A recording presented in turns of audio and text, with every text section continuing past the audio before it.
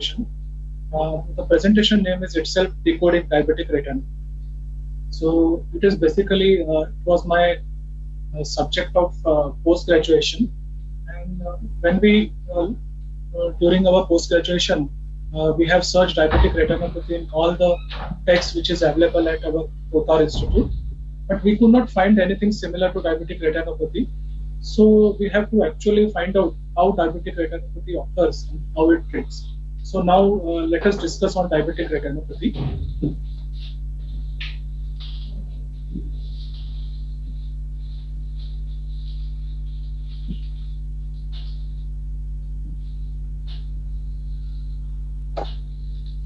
So what is a diabetic retinopathy? The first slide is what is diabetic retinopathy? The diabetic retinopathy has three words. One is diabetic, second is retina, and third is pathy. So diabetic, definitely it is because of diabetes. Second is retino, definitely the site of disease is retina, and pathy is a disease. So in simple word, it is a disease of retina because of diabetes. Now, why diabetic retinopathy? Why Dr. Mangesh sir has created this 1 hour lecture for diabetic retinopathy? So diabetic retinopathy is the deadliest disease as far as blindness is concerned. Now you just imagine in world 2020, 46.3 crore are diabetic in world population. Out of that, 7.7 crores. So almost I think 15% are diabetics in our country, India. And in 2045, it is supposed to be 15 or 15 plus something crores in India. So you can imagine what a diabetic population will be in India. And that's why they are saying that India may be a diabetic capital of the world, which is not good as far as our Ayurveda is concerned. So out of this 2.6 crore, out of 7.7 crore, 2.6 crore will be having diabetic retinopathy. So you can imagine that 2.6 crore people surrounding you may be suffering from diabetic retinopathy. Now diabetic retinopathy, if you consider type 1 diabetes, then almost all diabetic patients with type 1 after 20 years, they are suffering with diabetic retinopathy. And similarly, if you consider type 2, then almost 60% of the diabetic type 2 person after 20 years, they will be having diabetic retinopathy.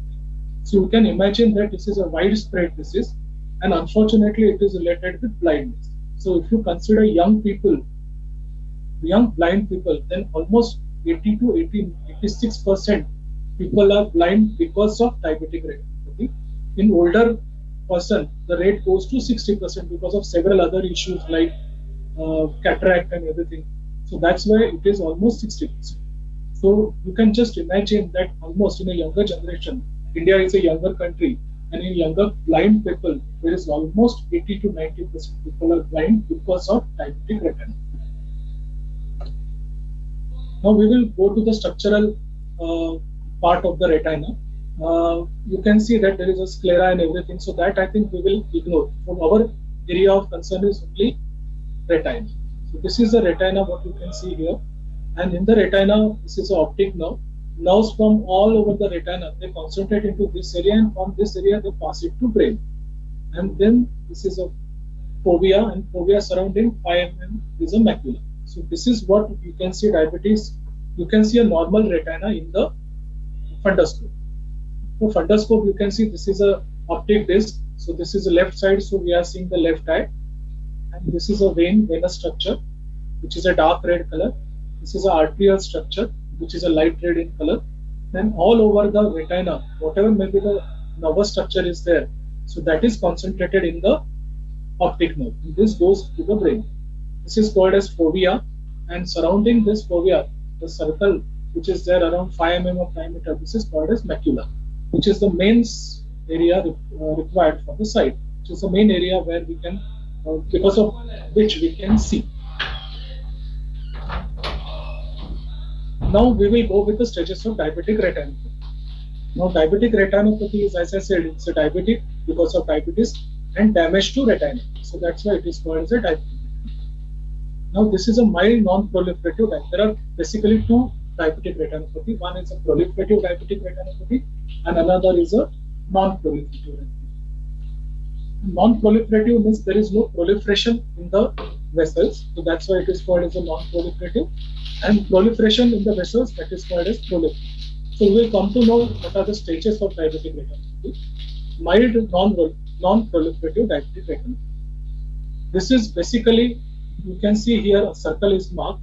Here you can see a small spot. So this is basically a microaneurysm. Microaneurysm is like there is a vessel, and the vessel there is a stretch, there is a tension in one area, so that comes out, that protrudes out like a balloon. So this is called as microaneurysm. So this is a first stage of diabetic retinopathy, where you can see this small balloon-like structure, small dot-like structure. So this is a microaneurysm, where it is a balloon-like structure swelling in the retina's tiny blood vessels. So this is a first stage, which is actually possible in 4 to 5 years after you have a diabetes. And unfortunately, we don't examine fundus for any patient or other diabetic patient. So this stage is normally we missed out, which is the most critical stage and what we missed out. So it proceeds to next stage. Now what happens to that thin vessels? So that thin vessels become more and more thin, and unfortunately that causes a bleeding. So that tear out and the bleeding causes. So this is what is called as a bleeding. You can see here, this is a microaneurysm. Then this is a bleeding. This spot you can see. This spot you can see, so this is a bleeding. So this microaneurysm tears and there is a small amount of blood which goes. Now these blood spots are basically of three spots. One is a dot spot which you can see here. This is a dot spot. The other is a blot spot. Blot spot is like ink spreading on the paper or ink spreading on the, which you can see I think here a little bit blot spot.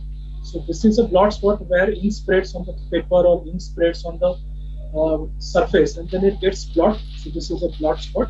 And third is a flares. So flare is like a flare of fire or something sort of a thing. So this is a flare sort of a bleeding spot. So actually first stage is that there is a thinning of the vessel and then it comes out like a balloon. So this is a microaneurysm. Second stage, that microaneurysm gets bursted, and from there there is a little blood comes out in this areas. Now not only the blood comes out, along with the blood there is a protein, there is a lipid molecule that also comes out, and that stays on the retina, so which is forming a hard exudates. So this is the third stage of retinopathy, where it's a severe stage. So here you can see these are the hard exudates. This is a flare, and now this is a, you can see this is a hard exudate, white spot. Okay. So this hard exudates consist of a protein or a lipid molecule which is coming out from a blood, which stays there. This is called a hard exudates. And in severe non-proliferative diabetes retinopathy, what happens is that because of the blockage, this area of the retina that doesn't get blood, so it becomes white, what we call as Pandu in Ayurveda. So this is something which is called as a retinal ischemia. So that becomes cotton wool spots. This looks like a cotton wool. You know the cotton and cotton, how cotton wool looks.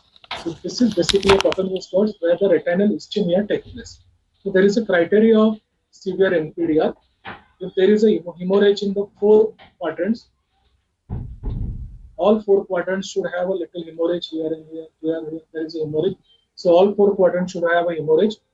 Venous bleeding. You can see this venous bleeding in the lower diagram. This you can see, this is a venous bleeding. There is a segmentation. You can see, if you have seen the previous, this is a clear-cut vein. This is a normal vein which is going on. And the next stage, this is a venous bleeding. This is a segmentation of the bleeding. So this is a venous bleeding. That means the venous structure is also damaged. And IRM, that is also known as intraretinal microvascular abnormalities. So both this microvessels, you can see here it is damaged, it is cut, it is tortured. So this kind of a microvascular abnormalities take place. So this is the third stage where actually the retinal vessels start itself damage. And the last stage which you can see is, these are the small vessel takes place. So from this area, because of the ischemia, retina demands more amount of blood.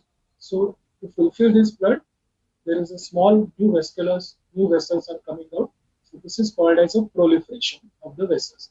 So these are very weak vessels. So fortunately or unfortunately, these vessels also bleed, and then this causes a further hemorrhages in this area. Because of hemorrhage, there is a macular edema takes place, and this macular edema, this blood vessels go into this blood goes behind the retinal structure, and they actually pull the retina out so that there is a retinal detachment. So this is an unfortunately sequence of the diabetic retinopathy. Mostly patient comes out to us in the second or third stage, unless and until we are proactive and we are seeing each and every retina of diabetic patient. Now let us revise what is the pathophysiology of a diabetic retina. As I said, wall of retinal blood vessels get weakened because of uncontrolled high sugar.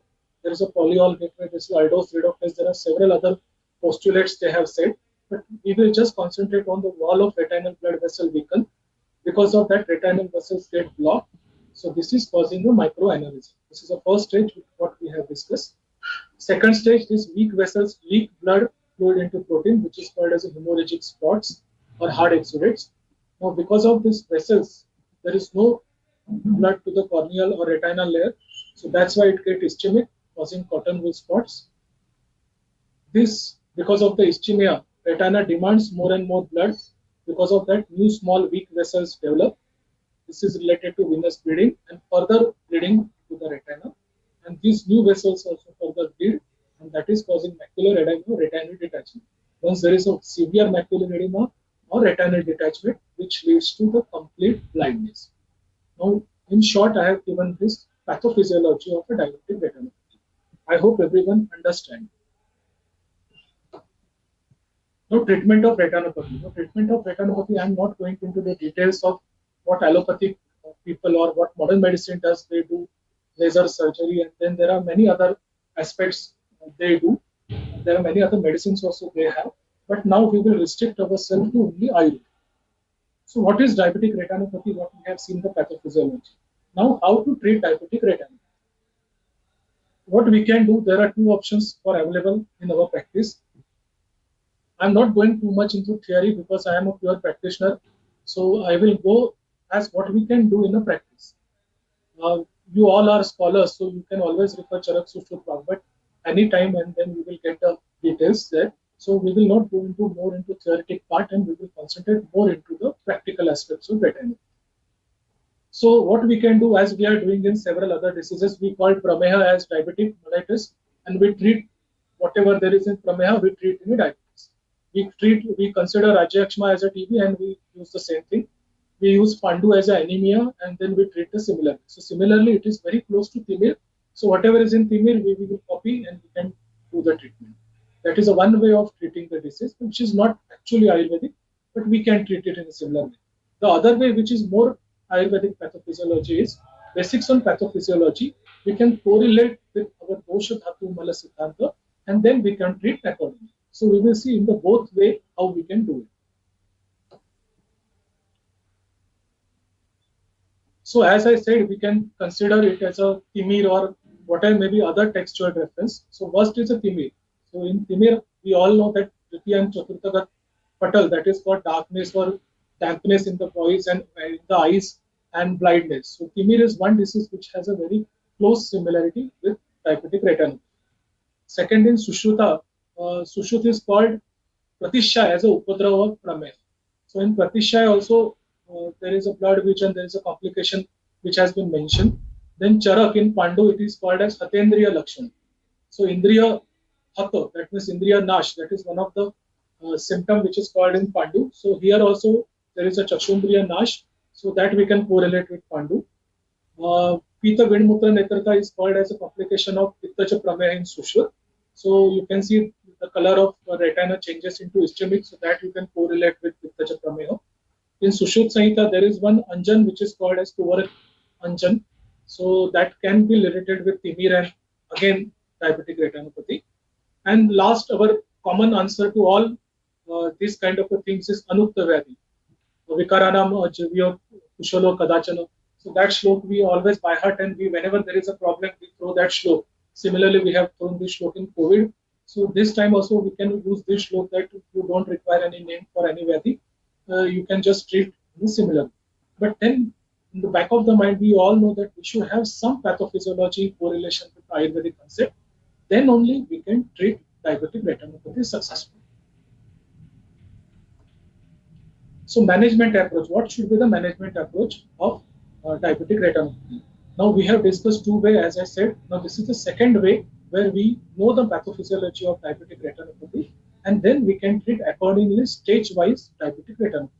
So whenever we are treating the disease, we should have some approach to treat the disease. So these are the 5 aspects of diabetic retinopathy we can correlate with, and we have to treat this disease accordingly.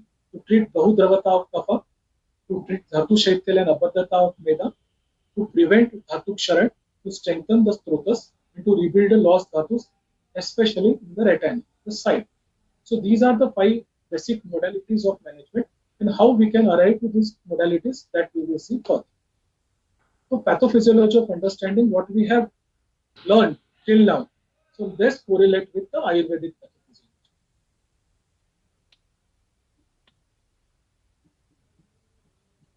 Now what we have seen is wall of retinal blood vessels weaken. So this is causing uncontrolled, because of uncontrolled high sugar, and vessels are blocked. So this is the pathophysiology we have seen as per the allopathy or as per the modern text. Now here, what happens in the Prameha is there are 2 things which is very clearly said in all the 3 Sahitas, Charak, Sushruta and Nakvat. There is Bahuta and Abadhata of Kapha and Meda. So because of Kapha Bahuta, there is a lot of pressure in the retinal vessels, and because of that, and Meda Bahuta, there is a blockage in the retinal vessels. And then second thing is Abadhata. So we all know that Medasa Sneham Adaya Sira Snayutva Apde. So there is a close relation of Meda Sneha in the formation of vessels. Now Sneha is related with Kapha, and Kapha, which dosh is dominant here is a Kapha. And Kapha, which is called in Meda, is in diabetes, in Prameha is Bahudrava Shleshma Dosha Vishesha. So there is an increase in Kapha, the Drava Gun has been increased. In Meda, there is a Abadhata and Bahuta both. So we have to treat 3 things here. One is a Bahuta, Visheshta Drava Gun of Kapha. The second thing what we have to treat is Bahuta and Abadhata of Meda. So these 3 things we have to take consideration while treating the first stage of diabetic retinopathy. Now here we can see dosha, which is Kapha, dusha is Meda, and sthan is a Akshi, which is a Mrajya sthan or which is a Pitta dominant sthan. So now in this stage we are very clear in interpreting the 3 things. First thing is Bahuta of Kapha, especially Drava Guna of Kapha. Second thing, Bahuta of Meda, and third thing is Abadhata of Meda. Bahuta of Meda causing blockages, Abadhata of Meda along with Bahuta of Kapha causing this kind of a micro aneurysms in the vessels, because all these vessels are made up of Meda and Sneh. Now stage 1, stage of microaneurysm. So why we are treating the thing Bahuta of Meda. So how the Bahuta of Meda can be treated? In Ayurveda, it is very clearly stated that all diabetes patients should be given a Rukshan. So food like Yava you can use. You can use Udvartan. So this is the most ignored part in Ayurveda, Udvartan. We give always Gurmar, we give Mame Java, we give all other kind of a thing, but the most important thing for Bahuta and Abadhata of Meda is Udvartan, which is very clearly described in all the signs.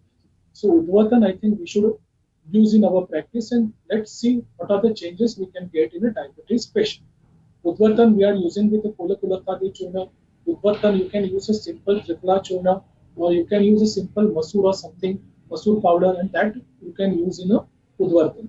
But Udvartan is a full body Udvartan, so you can just imagine that whole body Meda Dhatu, which is there is a Shaitilya, the same Shaitilya is in the retinal vessels. So if you do the Udvartan to the whole body, naturally the Shaitilya of Meda is going to be reduced.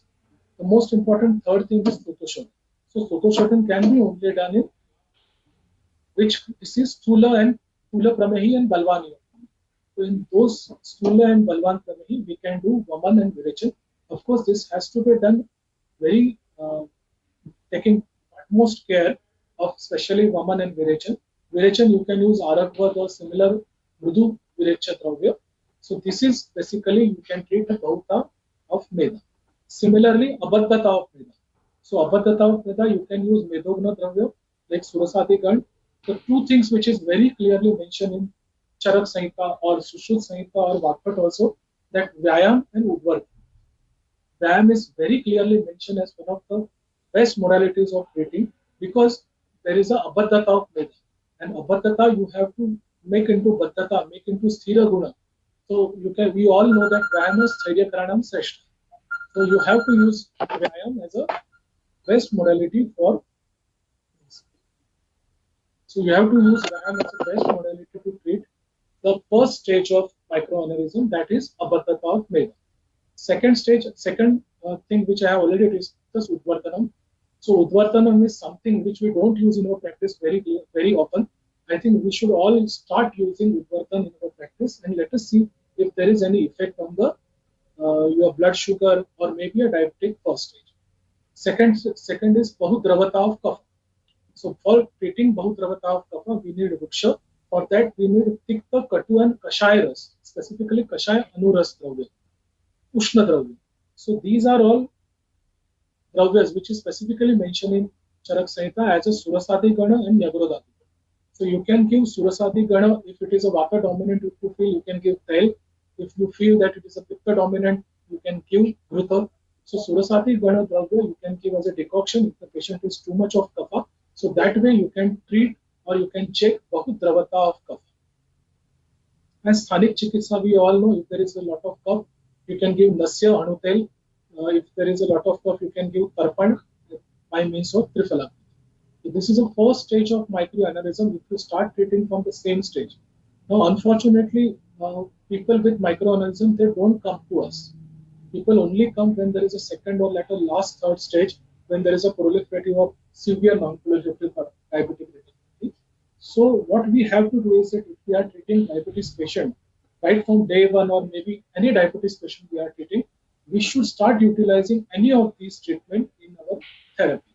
We can tell them patient to, of course, we tell patient to use Vyayam, but the things which we don't tell patient to do Udvartanam, so that can be added in our prescription. We can use Samshodhan, Vaman or Virechan, maybe a Mrudu Virechan every month so that the Bahuta of Meda can be checked if the patient is Sthula Pramehi and Balwan Pramehi. In those things we can use Vaman or Virechan. And these two things are very important, Surasati Gana and Nyagrodati Gana. So this we can use maybe as a tablet or maybe as a decoction or maybe as I said it's a Ghruta or something like that. We can start this in the first stage of diabetes so that patients Bahudravata and Bahudravata of Kapha and Bahu and Abadhata of Meda gets checked at the early stage and patient should not go to the later stages of diabetic retinopathy. What are the medicines in stage 1? Now, I have given some references from Charak Samhita just to show you that whatever the medicines they have used, they are of Katu, Tikta and Kashayas. So this is similar to what we have seen. This is a Kapha Pitta Pramehi. So this is similar what we have thought of the first stage treatment. Palatrika Dikwa. This is the most important part, and you can see Palatrik, Daru Nisha, Vishala, Mustan, Nisha. So these are all basically all herbs are basically of Katu, Tikta and Kashayas. What we can use very prominently is Madhvasav, Dantyasav and Bhallakakasav. So these kind of asav we can use Chitrakasav, we can use other asav, Haritaki, Abhyarishta we can use in these stages. So these are any asav and arishta which is basically of Tikta, Katu, Kashaya Ras. This we can use as a successful for a successful treatment, not treatment, for successful prevention of diabetic retinopathy. Now stage 2 stage is a ischemia. What we have seen is that this aneurysm started leaking and then this is called as a hemorrhagic spot and hard exudates. Now there is a leakage is already started. So there is a swelling in the retinal area, macular area, causing ischemia to retina. So now we have to check the swelling, we have to check the hemorrhage and we have to treat the ischemia of retina. So these are the two things which is very important in the stage 2. First is hemorrhagic spots, so we have to stop the bleeding. Again, there is a Kashaya Ras we can use. And third thing is we have to stop the ischemia. We have to supply the ischemia. We have to nourish the ischemia which has been causing. We have to nourish the retinal layer of blood vessels so that there is no ischemia, further ischemia takes place. So now we will correlate with the Ayurvedic way. There is due to blood loss, there is a dhatu kshay. Due to ischemia, there is a retinal shrinking takes place. Of course, Shayajanya Vata Vruddhi. So dosha here is Vata, Dushya is Majja, Sthan again the Akshi which we all know. And now instead of Chaya, it has started going into the deeper layers of retina. So that is called as Prakop and Prasar. And this is a common stage which we see our patient because there is a slight uh, difference in the vision and the patient started getting blood vision or something and then patient goes to eye specialist and then they diagnose it as a diabetic retina. So this is a stage we have to treat two things. First thing is vessel leakage, so there is a edema. And second thing we have to treat is a ischemia of retina. So we have to treat two stages as per Ayurveda. There is a Vata Vruddhi and Dhatu Kshay. So we have to give something which is a Vata Nashak or Vata Shamak we can give. Simultaneously it should be Dhatu Kshay. So Ayurveda, there is a clear cut written Laghu and Santarpanajanya Ahar. Of course, it is as good as a Rasayan. Rasayan is a thing which we have to use in the second stage. So there are 2-3 very common Rasayan or Rasayan Kalpa which is written Nisha Amlakiyo, Uduchi, Uduchadi Growth which is written, Bokshurati Growth, Tripattakadi Sneha which has been written there. So that also we can use as a Rasayan module in the ischemia stage. There are two things which is very clearly mentioned in Sushruta Samhita, Tuvrak and Shilajit. Now, Tuvrak is very less used medicine, Tuvrakadi tel, and we all use Chalmogra tel or Tuvrak tel in Kushta. Specifically now ringworm we are using, in leprosy we use, so all Kushta we use Tuvrak. But surprisingly, Sushruta has given the treatment of Madhumeha. It has said Tuvrak is one of the best medicine in treatment of Madhumeha.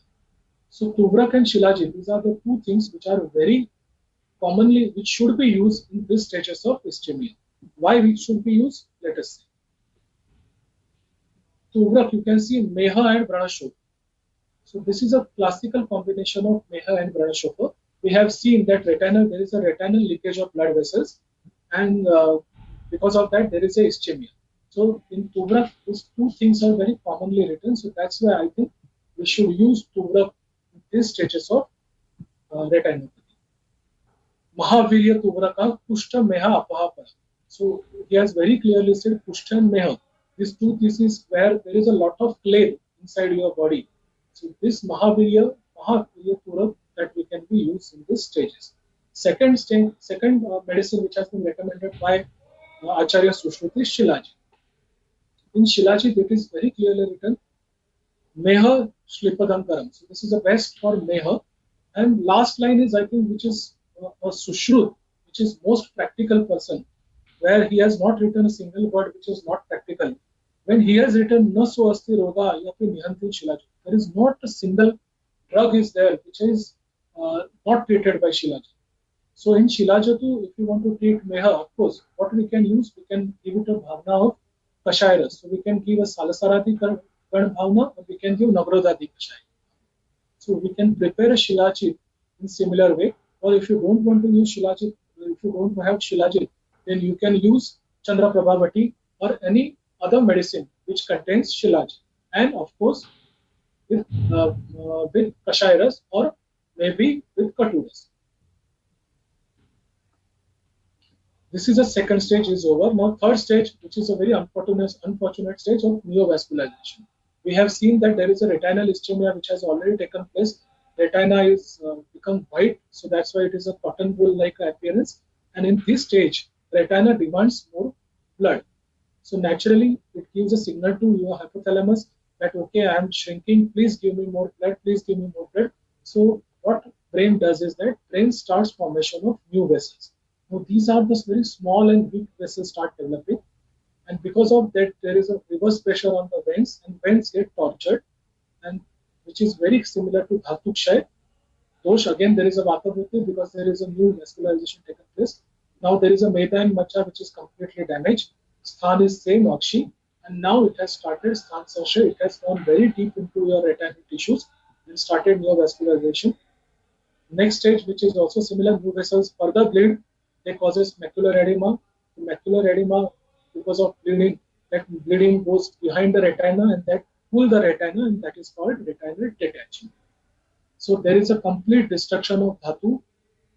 Dosha again, vata vritti, it can be vritti, it can be vritti plus plus plus plus. Medha majja, sthan is of course akshi, and then now it has started vakti and breaks. Now it has actually started degenerating disease of your retina.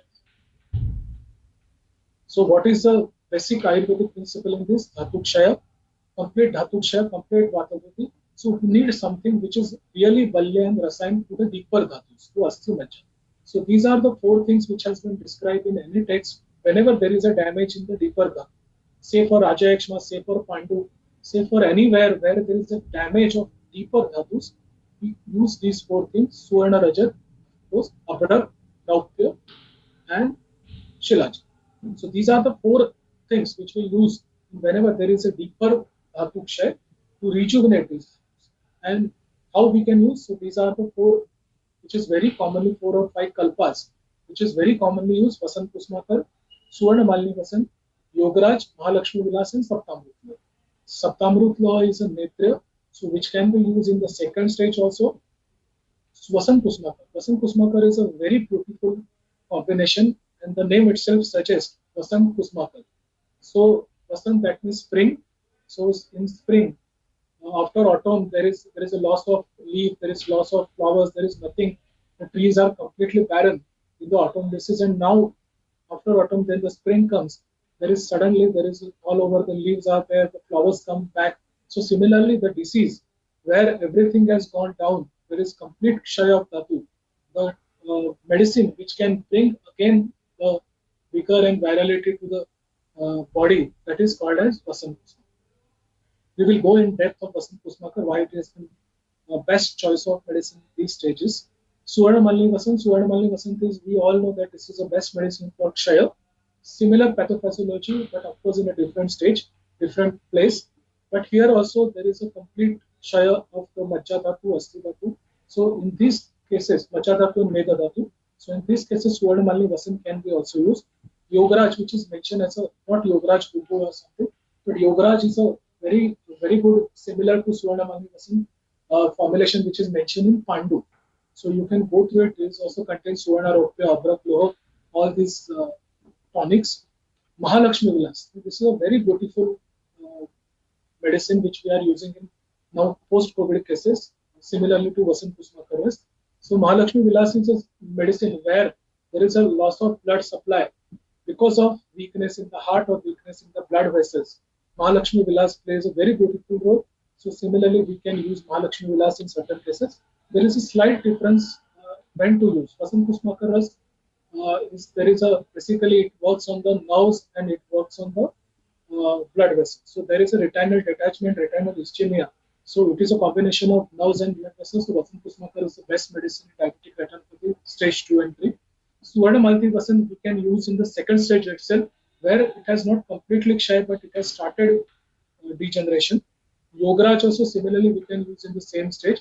Mahalakshmi Vilas can be used in a Pusha person, where there is a loss of, is a weak, emaciated, there is a weakness in the heart, there is a weakness in the pumping of the heart, and that's why there is a less blood supply to the retina. So there we can use Mahalakshmi Vilas. Saptamrut Law, which is a general medicine which you can start from second stage or at the first stage. As I mentioned in my this discussion first, that when patient comes to us for a diabetes, we should add similar to Saptamrut Law kind of a medicine, or Navayas Law, or Tapyadi Law kind of a medicine, right from day one to the diabetes patient, so that they cannot go into the later stage. They cannot go into the stage very early. So this is the things which we have to think of adding in our treatment. Now Vasant Kusmakar is one of the best drugs we have used in our, this is the drug which we have used in our diabetic retinopathy theory study during our MD. So Vasant Kusmakar is a herbal mineral formulation which contains Suvarna and Rajat Bhasma, which contains Vanga, Kantaloha, Visatha Bhasma, Vanga Yunu, best for Shukra. Kantalo is basically for nourishment, and 4 parts of Parak Bhasma, Aparak Bhasma, Praval and Moktik. So you can just see Praval and Moktik. This is for Pittach part. This is for nourishment. Aparak Bhasma for Nadi Daupalya, and Suvarna and Rajat for all dhatus. So this is an excellent combination of Bhasmas which is used for nourishment of all tissues. And you just see the Bhavna Dravi. It's Kamal, Malti, Chameleon, Rose. So these are all flowers. And this is a surprising for us that why the flowers Bhavna has been used. So similarly, Vasanta Kusumaka. So Kusum is a similar name of flowers. So flower is the last stage of any herb. After flower, then there is a regeneration and it turns into a fruit. So this is a stage of your diabetic retinopathy where you are almost reached to the end stage. It reaches to the end stage of your dhatu. So Rose, Kamal, Malti and Chameli, these are used. It has been triturated with cow's milk, Ikshurus, Vasa, Kamal, Jalavekas, Haritra and Kadalikanda. So you can see cow's milk. See here, Vasa is also used, Kamal is also used. So you can just imagine what kind of a thought process of our acharyas while designing this Vasant Kusmakar Ras. Now, Vasant Kusmakar Ras can use in all stages, but especially we use in a second and third stage in a non-proliferative early stage diabetic retinopathy to proliferative diabetic retinopathy. So it's Madhura Kashai Ras, check Bahudravata of Kapha, Mehagna Prabhav, so naturally Prameha, it's a diabetic retinopathy, so diabetes. Rasayana, improve function of Dhatvarni.